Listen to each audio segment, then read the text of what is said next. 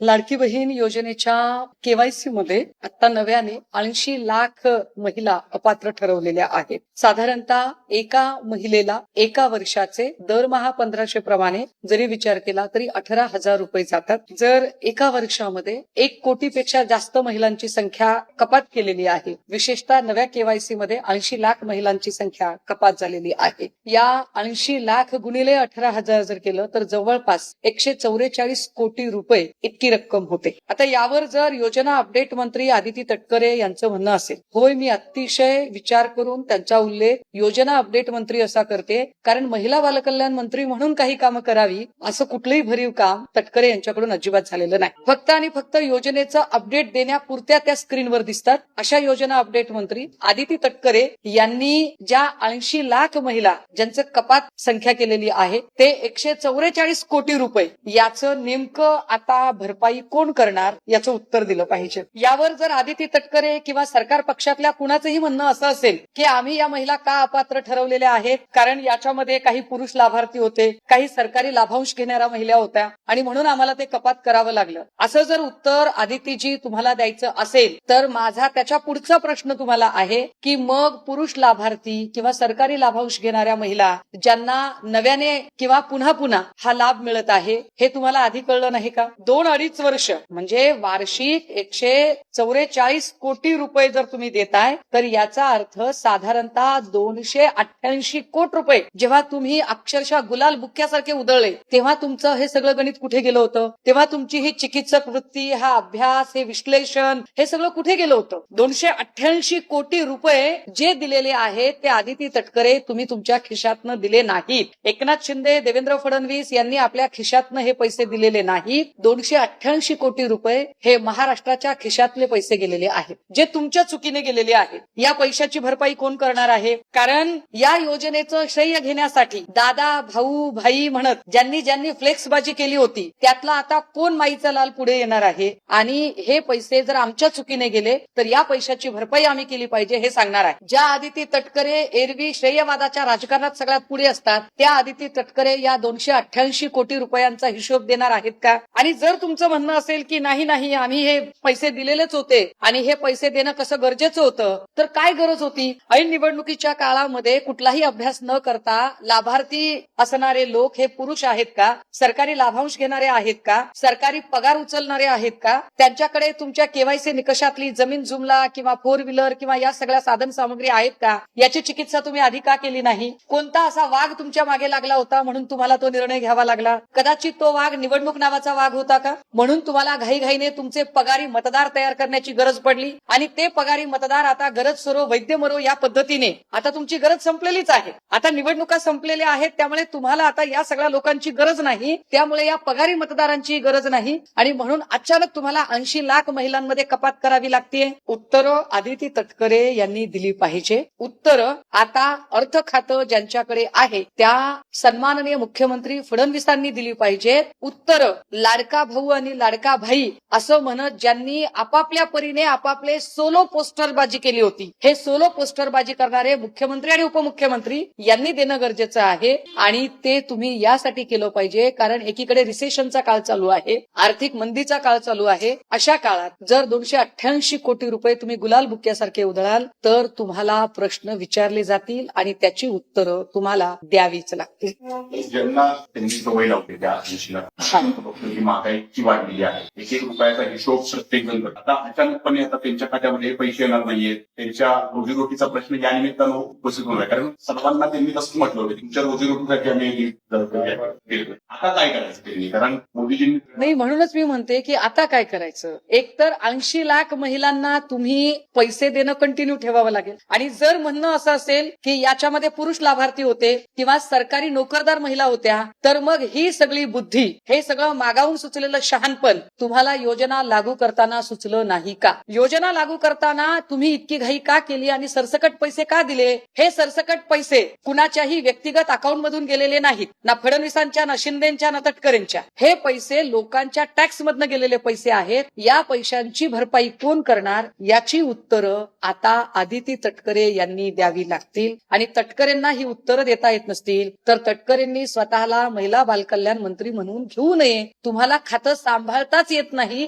हे वारंवार सिद्ध झालेलं आहे. किती दिवस वडिलांच्या कृपेने त्या पदावर बसणार आहात तुम्ही? आता भावाला पण विधान परिषदेचं मंत्रिपद नाही, मुळात आपल्याकडची जी सगळ्या विधान परिषदा किंवा हे जे काही चाललेलं आहे सगळी पदं, ही फक्त भावाला पोराला देण्यासाठीचीच चाललेली सगळी योजना आहे. ही सगळी म्हणजे भाऊ पुनर्वसन योजना, बहीण पुनर्वसन योजना, लाडका पुत्र पुनर्वसन योजना, अशा न्यायानेच या सगळ्या जागा जात आहेत. कारण महेंद्र दळवी जरी भांडत असले तरी ते पोरीसाठी भांडतायत, तटकरे भांडतायत तर ते अनिकेतसाठी भांडतायत. जो तो आपल्या पोराला आपल्या पोरीला सेट करण्याचा प्रयत्न करतोय, याच्यामध्ये सर्वसामान्य माणसांचा आणि सर्वसामान्य कार्यकर्त्यांचा कुठे विचार आहे किंवा सर्वसामान्य कार्यकर्त्यांचे प्रश्न तरी कुठे महत्वाचे आहेत? गेल्या 8-10 दिवसामध्ये हे सगळं विधान परिषदेचं जे काही वातावरण चालू आहे, या सगळ्या काळात मुळात अशोक खरातचं काय चालू आहे? अशोक खरात आता कुठे आहे? सिन्नर पोलिसांनी खरातचा ताबा घेतला, पण ताबा घेतल्यानंतर आता अशोक खरातला जी व्हीआयपी ट्रीटमेंट चालू आहे, अक्षरशः म्हणजे घरचा डबा देण्यापासून ते आम्हाला तर माहिती अशी मिळते की अशोक खरातचे हातपाय चेपून द्यायला सुद्धा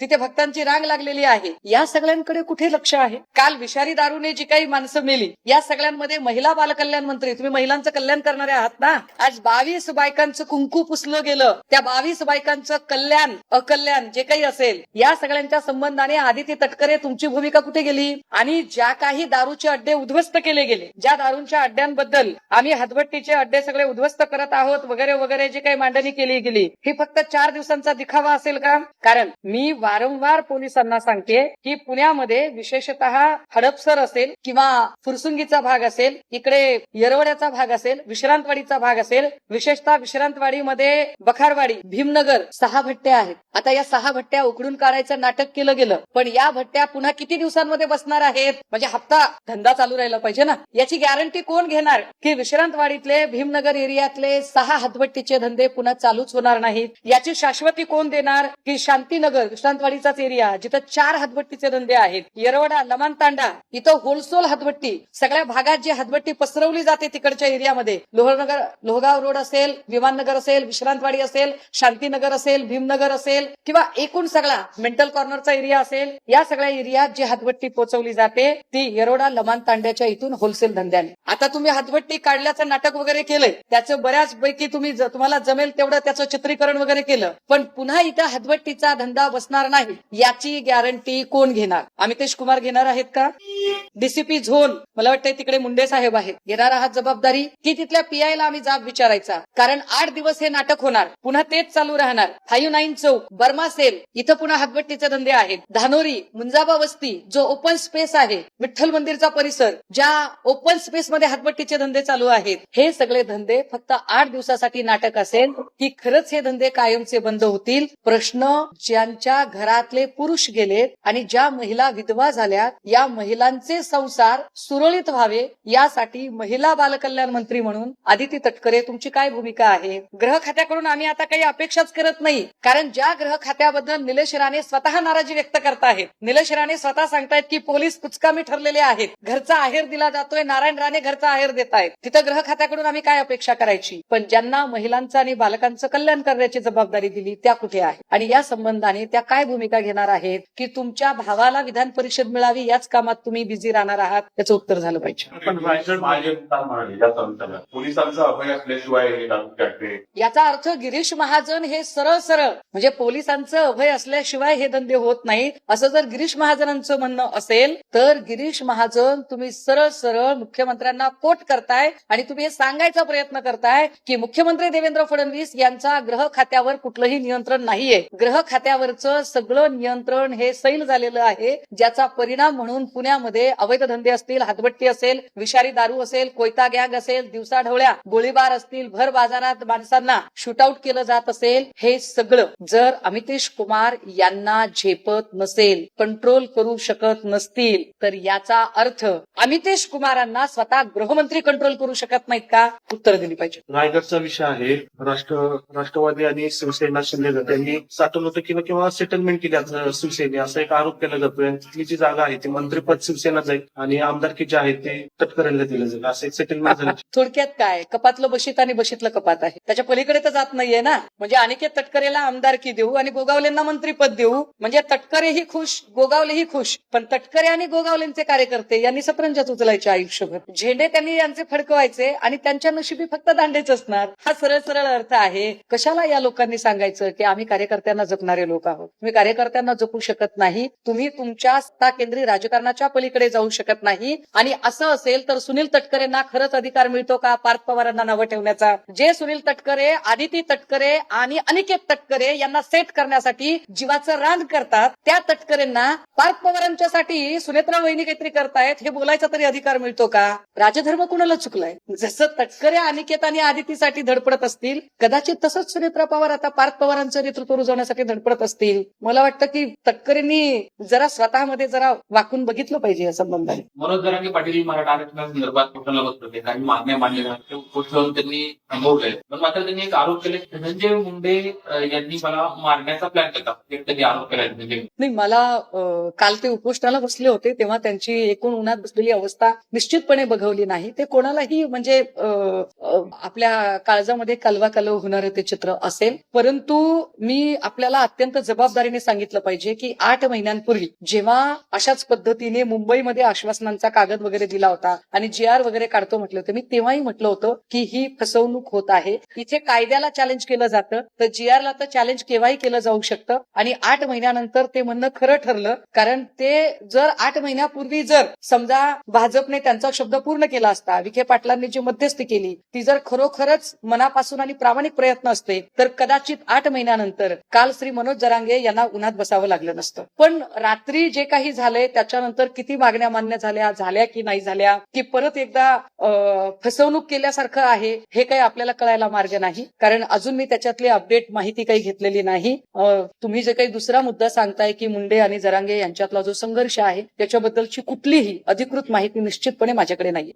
अशी मागणी केली आहे, नितीश कुमार यांची भक्ती करा, मेट्रोलॉजीवर पाठवा, पुण्याची सगळी कायदा. तुम्हालाही असं वाटते पुण्यात काही नाही म्हणजे पोलिसांचं? अमितेश कुमार यांच्या कारकिर्दीत कायदा सुव्यवस्था आबादी आबाद आहे आणि 8 दिवस कुठलाही गुन्हा घडला नाही असा एक 8 दिवसाचा कार्यकाळ आम्हाला तुम्ही दाखवा, जिथे कैद्यांना पोलिसांकडूनच काही वस्तूंचा पुरवठा होतो, दिवसाढवळ्या कोयता गँगचा जिथे हैदोस चालतो, ज्या पोर्शे कार प्रकरणामध्ये आम्ही त्या अगरवालला गजाआड करण्यासाठी जीवाचं रान केलं, ती अगरवाल फॅमिलीतले दोघे जेव्हा जामिनावर बाहेर येतात तेव्हा ते जल्लोष करतात. ज्या अर्थी ते जल्लोष करतात त्या अर्थी त्यांना कस्टडीमध्ये काय VIP ट्रीटमेंट मिळाली असेल. कारण एकदा जर लोकांना धाक असेल कायद्याचा तर लोक बाहेर पडल्यावर तशा चुका पुन्हा करणार नाहीत. पण ज्या अर्थी अगरवाल कुटुंब जल्लोष करतं त्या अर्थी अगरवाल कुटुंबाला कायद्याचा धाक वाटावा अशी कुठलीही कैद्यांसारखीची जी वागणूक असते ती वागणूक पुणे पोलिसांकडून मिळालेली दिसत नाहीये. पुणे पोलिसांनी त्या संबंधाने कुठलीही कठोर पावलंच उचललेली दिसत नाहीत. जिथे धडधडीत दिवसाढवळ्या अक्षरशः पूल तोडून एखाद्याला मारहाण करत त्याला पुलावरून खाली फेकून दिलं जातं आणि त्याच्यावर काहीच होत नाही. 1, 2, 3 नव्हे तर दिवसाढवळ्या गोळीबार करत हत्या केल्या जातात आणि या संबंधाने काहीच भूमिका घेतली जात नाही. उलट कस्टडीमध्ये असणाऱ्या लोकांना निवडून आणण्याची जबाबदारी सरकार पक्षातली लोक घेतात. तिथे कायदा सुव्यवस्था राखली जाते हे आम्ही कुशावरून समजावं. अमितेश कुमार यांच्याकडे किंवा DCP झोन 1 असेल, 2 असेल, 3 असेल यांच्याकडे त्या ठिकाणच्या अवैध दारू साठ्यांबद्दल आम्ही वारंवार बोलतोय, वारंवार सांगतोय. जसं मी सांगितलं की फुरसुंगी असेल, हडपसर असेल, अहो एकट्या हडपसर फुरसुंगीमध्ये एका आठवड्यात जर 22 महिला बेपत्ता होत असतील आणि त्या बेपत्ता महिलांच्या बद्दल कुठलीही माहिती जर पोलीस आयुक्तांकडे नसेल तर आम्ही अशा पोलीस आयुक्तांबद्दल काय भावना व्यक्त केल्या पाहिजेत असं आपल्याला वाटतं? आम्हाला अल्टिमेट सिक्युरिटी हवी आहे ना, पण कायदा सुव्यवस्था दिसतच नाही. चोर सोडून संन्याशाला धाक दाखवण्याची कुठे ब्लिंकिटचे 10 पोरं एकत्रित आली तर आम्ही तुमच्यावरच केस ठोकू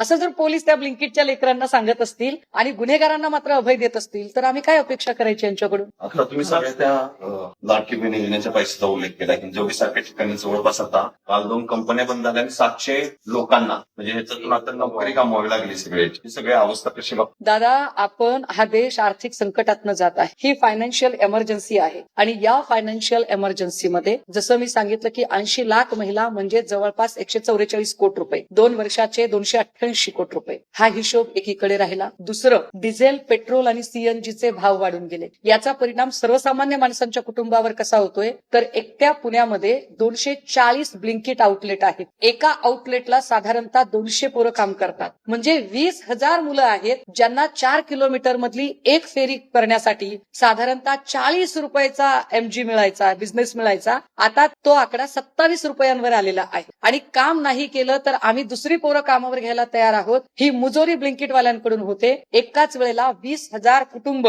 आर्थिक संकटात येतात. तुम्ही सांगताय त्या पद्धतीने हिंजवडीच्या कंपन्या संकटात येतात. ओला उबेर चालवणारे सगळे जे लोक आहेत, रिक्षा चालवणारे जे लोक आहेत किंवा मेस चालवणारे जे आहेत, त्यांचे सगळ्यांचे धंदे आता संकटात आहेत. आणि एवढं सगळं चालू असतानाही राज्याचे मुख्यमंत्री सांगतात की असं काहीच नाही घडलेलं. हे सगळं चालू असताना राज्याच्या मुख्यमंत्र्यांच्या वतीने बोलणारे बोलघेवडे प्रवक्ते सांगतात की आमचे पंतप्रधान समुद्राच्या खालून पाईपलाईन टाकून डिझेल पेट्रोल आणायला गेलेले आहेत. अशा सगळ्या म्हणजे अज्ञानात राहणाऱ्या लोकांच्या बद्दल काय बोलायचं. देशाचे पंतप्रधान नरेंद्र मोदी देशवासियांना आवाहन करतात की इंधन बचत करा. मात्र तेच आता राज्यातल्या मंत्र्यांतरी त्या आव्हानाला हरताळ पोचल्याचं पाहायला मिळतंय. मंत्री संजय राठोड यांनी नागपूरमध्ये कोटा देवीला हेलिकॉप्टरच्या माध्यमातून गेले. त्याच्या सुरक्षा ताफ्यामध्ये जवळपास 22 ते 20 गाड्या ताफ्यामध्ये होत्या. श्रीकांत शिंदेचा दौरा आता चालू होता. संजय राठोडांचा दौरा चालू आहे. 30-30, 40-40 गाड्या या ताफ्यामध्ये दिसत आहेत. हेलिकॉप्टर्स दिसत आहेत. गार्ड आणि इतर सगळ्या गोष्टी. कदाचित पंतप्रधानांना हे सांगायचंय की मी स्वतःही फॉरेन कंट्रीज मध्ये जाऊन टूर करतो. माझे मंत्रीही ऐशो आराम मध्ये आणि 40-40, 50-50 गाड्यांच्या ताफ्यामध्ये राहतील. नियम जे आहेत ते फक्त सर्वसामान्य लोकांच्यासाठी आहेत. सर्वसामान्य लोकांनी खाद्यतेल कमी वापरायचं, सर्वसामान्य लोकांनी प्रवास करायचा नाही, कुठली चांगली चुंगली खरेदी करायची नाही. उद्या पंतप्रधानांनी जर सांगितलं आणि त्याच्यावर प्रश्न विचारायचे नाही, महत्वाचं म्हणजे, कारण त्यावर प्रश्न विचारला की भाजपसाठी बनमस्का घेऊन बसणारी जे त्यांचे बोलघेवडे लोक आहेत ते पुन्हा देशभक्ती आणि देशद्रोहाचं प्रमाणपत्र वाटायला तयार आहेत. पण मुळात हे सगळे जे बोलघेवडे प्रवक्ते आहेत हे याचं उत्तर देतील का की उद्या जर मोदी म्हणाले की भाई और बहनों आपके पास 2 किडनियां है उसमें की 1 किडनी आप दे ही सकते हो देश के लिए, तर किडनी देण्यासाठी सगळ्यात पहिले भाजपचे आमदार पुढे येणार आहेत. DK शिवकुमार जे आहेत त्यांच्या शपथविधीसाठी काँग्रेसचे नेत्यांकडून उद्धव ठाकरेंना फोन केला, आमंत्रण आलं उद्धव ठाकरेंना. चांगली गोष्ट आहे.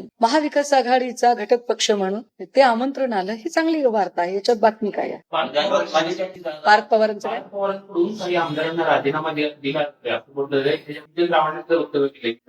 नाही, मला असं वाटतं की याच्यामध्ये पार्थ पवारांना टार्गेट केलं जात असावं. त्याचं कारण असं आहे की ज्या तटकरे आणि पटेलांच्या बद्दल संबंध महाराष्ट्राच्या मनामध्ये रोष होता आणि ज्या तटकरे आणि पटेलांवर कारवाई सहजासहजी होईल किंवा कारवाई करण्याची हिंमत पक्षश्रेष्ठी दाखवतील असं वाटत नव्हतं, त्या तटकरे पटेलांवर कारवाई झाली. आणि ती कारवाई होत असताना मला असं वाटतं की मला आदरणीय पवार साहेब असतील किंवा एकूण सगळेच म्हणजे अगदी आमदार रोहित पवार असतील या सगळ्याच लोकांनी तटकरे आणि पटेलांवरती आक्षेप नोंदवलेले होते. अशा सगळ्या काळामध्ये सुनेत्रा वहिनींच्या सोबत जर आज अजितदादा असते तर कदाचित त्यांनी अजितदादांची बाजू, अजितदादांनी त्यांना राजकारण काय ते समजावून सांगितलं असतं. पण आता राजकारणातला एकलव्य म्हणून सुनेत्रा वहिनी कोणाकडे बघतील तर त्या थोरल्या पवार साहेबांकडे बघतील. आणि पवार साहेब किंवा एकूण आमदार रोहित पवार या सगळ्यांनी तटकरे पटेलांवर आक्षेप घेतलेले आहेत. त्या तटकरे पटेलांना निर्णय प्रक्रियेपासून जर बाजूला ठेवलेलं असेल तर त्यात चूकते काय. पण असं झाल्यानंतर सुनेत्रा वहिनी या आपला मुलगा पार्थ याच्यासोबत मिळून निर्णय घेतात असं म्हणत पार्थ पवारांनाच टार्गेट करण्याचा किंवा एकूण नेतृत्वाच्या विरोधातच उठाव करण्याचा प्रयत्न जो तटकरे पटेल आणि प्रभृतींकडून चालू आहे तो लोकांच्या लक्षात येण्यासारखा आहे असं मला वाटतं. मी पुन्हा सांगते की जर भुजबळ साहेबांना वाटतंय की समीर भुजबळला मंत्रिमंडळामध्ये सामावून घ्यावं, जर सुनील तटकरेंना वाटतं की आदितीलाही मंत्रिपद मिळावं आणि अनिकेतही आमदार व्हावा, जर एकनाथ शिंदेंना वाटतंय की 2029चा त्यांच्या पक्षाचा मुख्यमंत्री पदाचा चेहरा म्हणून श्रीकांत शिंदेला एक वलय मिळालं पाहिजे आणि त्याच हिशोबाने श्रीकांत शिंदेचा सध्या मराठवाडा आणि सगळ्या भागांमध्ये दौरा सुरू केला जातो, जर सगळेच नेते आपल्या पोरांना रुजवण्यासाठी प्रयत्न करतात तर तिथे सुनेत्रा पवार जगावेगळा असा काय विचार करतायत. अर्थात हा त्यांच्या पक्षाचा विचार आहे तो त्यांनी त्यांचं बघतो. शिवसेनेने 7 जागा मागितल्या होत्या पण 4च जागा त्यांना मिळाल्या. ते मला असं वाटतं की याच्यामध्ये पक्षीय बलाबल आणि संख्याबळ हे सगळं बघितलं जातं. आमच्याकडे सध्या संभाजीनगरमध्ये काहीच नाही, जालन्यामध्ये काहीच नाही. संभाजीनगर किंवा जालन्यामध्ये आमची जर शक्तीच नसेल, बीडमध्ये आमची काहीच शक्ती नाहीये, लातूरमध्ये आमची शक्ती नाहीये, मग अशा काळामध्ये आम्ही कोणत्या जागा लढवाव्या. तर जिथे आम्ही जागा मार्जिन आहे किंवा जिथे सायझेबल वोटिंग आमच्याकडे आहे अशा जागा आम्ही मागितल्या पाहिजे. तर मला वाटतं त्यानुसार त्या जागांची मागणी केली गेली आणि महाविकास आघाडी म्हणून सगळ्यांनी सामंजस्याने त्यात काही जागांचं अत्यंत सामंजस्याने वाटप केलं आहे आणि त्यावर कोणाचा आक्षेप असण्याचं कारण नाही. गोपाळ किल्ला विकला असा एक व्हिडिओ व्हायरल होतो, तो विकला गेला त्याला विचारतो तर म्हणते की तुम्हाला काय. नाही, हे काहीही करू शकतात. मुळात जी माणसं ज्या पक्षाने वाढवलं त्या पक्षाला विकायची तयारी ठेवणारी माणसं गडकिल्ले विकायला असं किती मागे पुढे बघणार. आणि होळकरांचा तरी त्याचा पुढे साजरा होता. चौकीमध्ये मोठा कार्यक्रम. आमदार रोहित पवार असं म्हणतात की त्या कार्यक्रमाचं जे खर्च आहे ऑडिट झालं पाहिजे. मुख्यमंत्री देवेंद्र फडणवीस असं म्हणतात की रोहित पवार कुठल्याही गोष्टी तर राजकारण आहे. नाही, सध्या राजकारण करतात हा एक परवलीचा शब्द झालेला आहे. देवेंद्र फडणवीस यांच्याकडे 2 परवलीचे शब्द आहेत. राज्यात कुठेही काहीही अवैध घडलं, गुन्हा घडला तर आम्ही त्याची पाळंमुळं खणून काढू, आणि विरोधकांनी प्रश्न विचारले की याचं राजकारण करू नका. हे राजकारण करू नका आणि पाळंमुळं खणून काढू हे 2 अत्यंत आवडते असे परवलीचे शब्द देवेंद्रजींचे आहेत. त्यामुळे देवेंद्रजींचं असं बोलणं स्वाभाविक आहे. मात्र देवेंद्रजी पैसे कुणाच्याही व्यक्तिगत खात्यातनं गेलेले नाही. पैसे राम शिंदे किंवा आपल्या व्यक्तिगत पर्सनल अकाउंट मधून किंवा खिशातनं गेलेले नाहीत. पैसे जर लोकांनी भरलेल्या टॅक्स मधून गेलेले आहेत तर लोकांना हिशोब विचारण्याचा अधिकार आहे, आणि त्या भागाचे आमदार म्हणून रोहित पवार प्रश्न विचारतील लोकप्रतिनिधी म्हणून, नाही तर दुसरं कोण विचारणार आहे.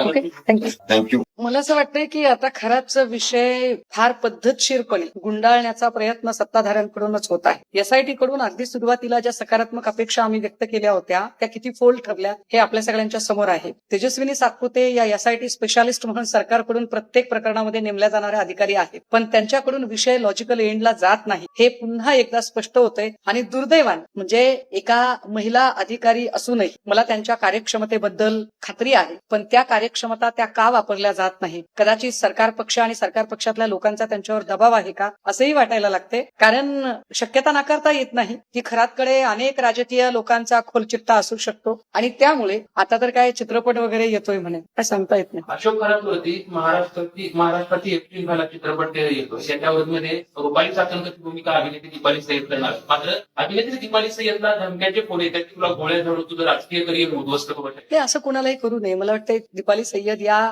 एखाद्या राजकीय पक्षात काम करण्याच्या आधी त्या कलाकार आहेत. आपल्याकडे अमोल कोल्हे सुद्धा कलाकार आहेत, आणि त्यांना त्यांची एक करिअर लाईन त्यांची ठरलेली आहे. त्यामुळे त्यांनी कुठे काम करायचं ते स्वातंत्र्य त्यांना असलं पाहिजे. पण माझ्यासाठी चिकित्सा किंवा उत्सुकतेचा प्रश्न वेगळाच आहे. म्हणजे चाकणकरांची भूमिका कोण करत आहे किंवा दीपाली सय्यद कोणाची भूमिका करत आहेत हे यथावकाश स्पष्ट होईल, पण अशोक खरातची भूमिका नेमकं कोण करत आहे. कदाचित मुलुंडचे HD video specialist Kirit Somaiya यांना अशोक खरातांची भूमिका मिळते का हे बघणं जरा औत्सुक्याचं राहील. एवढं कोण पाठीशी घालते? तुम्ही म्हणते व्हीआयपी पण मिळते, अधिकाऱ्यांवर दबाव आहे, एवढं पाठीशी कोण घालते नेमकं? बघा, आजच सकाळी खूप भल्या सकाळी सिन्नर मधनं 2 फोन आले होते, आणि त्याच्यामध्ये मला वाटतंय मंदार आडनाव मी आता विसरले, आणि त्यांनी फोन करून सांगितलं की ताई तिथले कॉन्स्टेबल आणि इतर लोक सांगतायत की सिन्नर पोलिसांनी खरातचा ताबा घेतला जरूर, परंतु खरातला आता अतिशय व्हीआयपी ट्रीटमेंट आहे. खरातला चांगलं चुंगलं अन्न खायला तिथे मिळेल अशी व्यवस्था केली जात आहे. एवढंच नाही तर खराचे पाय दुखत होते म्हणून खराचे पाय चेपण्यासाठी सुद्धा भक्तगण तिथे यायला तयार झाले, आणि त्यांना पोलिसांनी अलाउड केलं अशी माहिती मिळत आहे. काय खरं काय खोटं हे एकदा सरकारने तपासून बघावं, आणि जर खरंच म्हणजे त्या खरातला लॉजिकल एंड पर्यंत न्यायचंच नसेल आणि महाराष्ट्रातल्या लेकी बाळींना जर न्याय द्यायचा नसेल तर तपास एसआयटी हे सगळे फार्स करण्यात काही मतलब नाही. ते फार्स करू नयेत सरकारने. एकदाच काय ते, आणि त्याला क्लीन चिट द्यायची असेल तर क्लीन चिट पण देऊन टाकावी. कारण आम्ही इतके लढतोय, इतके पुरावे पुढे आणतोय, परंतु एकाही गोष्टीचा कुठलाही तपास नीटसा होताना दिसत नाही. ज्या पद्धतीने एसआयटीच्या समोर किंवा ईडीच्या समोर चाकणकर चौकशीला गेल्या आणि चौकशीनंतर बाहेर येऊन माध्यमांशी बोलत होत्या, त्यानंतर चाकणकरांची देहबोली सांगत होती की सिस्टम मेरा कुछ भी नहीं बिगाड़ सकती, मैं जो कहूंगी वो सिस्टम करेगी, अशा आविर्भावामध्ये ज्या चाकणकर बोलत होत्या त्यावरनं निश्चितपणे याच्यातल्या एकालाही शिक्षा होईल असं अजिबात वाटत. काही अशोक खरात प्रकरणाचा चित्रपट येतोय, त्याच्यामध्ये रुपाली चाकणकरची भूमिका अभिनेत्री दीपाली सय्यद करणार आहे. दुसरी गोष्ट म्हणजे महाराष्ट्राला आता उत्सुकता आहे की अशोक खरातची भूमिका कोण करणार. दिग्दर्शकांचं असं म्हणणं आहे की अशोक खरातची भूमिका इम्रान हाशमी करणार, त्यांच्याशी बोलणं पण सुरू आहे. मात्र अशोक खरात पण मला असं वाटतं की इम्रान हाशमी किंवा या सगळ्यांच्या पेक्षा सुद्धा मुलुंडचे एचडी व्हिडिओ स्पेशालिस्ट सोमय्याची ही भूमिका अधिक प्रभावीपणे पार पाडू शकतील. आणि शेवटी या सगळ्या प्रकरणामध्ये राजकारण आणि धर्माचं अत्यंत वाईट पद्धतीने जे काही मार्केटिंग करण्याचा प्रयत्न झाला किंवा अंधश्रद्धा केल्या गेल्या, तर हे सगळं बघता सोमय्या फार चांगल्या पद्धतीने अशोक खरातची भूमिका अदा करू शकतो.